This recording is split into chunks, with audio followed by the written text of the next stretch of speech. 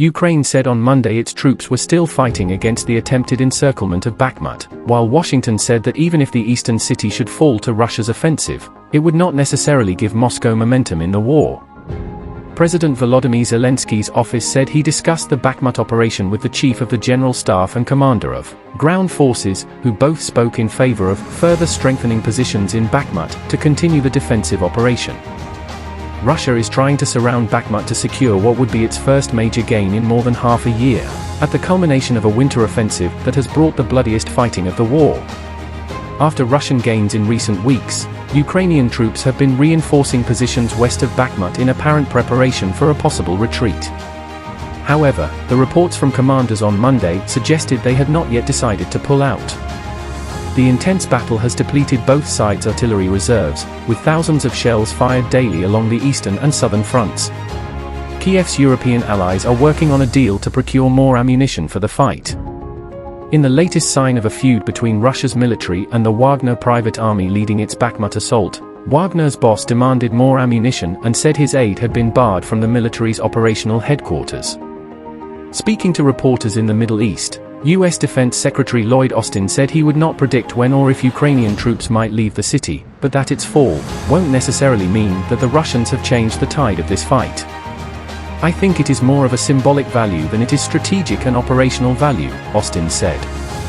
Moscow says capturing the city would be a step towards its major objective of seizing the full territory of the surrounding Donbass region. Kyiv says Russia's losses in trying to seize a city reduced to rubble could determine the future course of the war by destroying combat power, ahead of decisive battles later this year. Ukraine's ground forces commander, Oleksandr Syrskyi, visited Bakhmut on Sunday, according to the military. He said that Wagner had thrown additional forces into the fight, but that Ukraine's soldiers were fighting on. Volodymyr Zelenskiy, a Ukrainian commander in Bakhmut, said there had been no order to retreat and the defense is holding, albeit in grim conditions. The situation in Bakhmut and around it is utter hell, as it is on the entire eastern front, Zelenskiy said in a video posted on Telegram. Yevgeny Prigozhin, the Wagner boss who sent tens of thousands of convicts recruited from Russian prisons into battle around Bakhmut, issued the latest in a barrage of statements that have deepened his rift with Russia's top brass. Prigozhin said he had written a letter on Sunday to the commander of the Ukraine campaign about the urgent need to allocate ammunition. On Monday morning he said his representative at operational headquarters had his pass cancelled and had been denied access. There was no immediate response from the Russian Ministry of Defense. Since the start of this year, the Ukraine campaign has been commanded personally by Russia's top general, Chief of the General Staff Valery Gerasimov.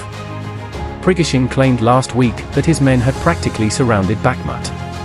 But on Saturday he appeared in a video with a gloomier assessment, warning that the front would collapse should Wagner be forced to retreat, although it was not clear when the video was recorded. He has accused ministry officials of treason for failing to supply adequate ammunition to his forces, something the ministry has denied. A spokesman for Ukraine's 10th Assault Brigade, Mykita Shandaba, told Ukrainian television it was clear Russian forces faced a shortage of ammunition that had limited their advances in Bakhmut. However, he said Russia's attacks had intensified in recent days, with groups of 30 people trying to break through Ukrainian defense lines. They failed so far, he said. Russian Defense Minister Sergei Shoigu, who has kept a low profile for most of the war, has been on a rare visit to his forces in Ukraine in recent days, awarding medals and meeting commanders. On Monday, he visited the eastern city of Mariupol, largely destroyed by Russian forces last year after a months-long siege.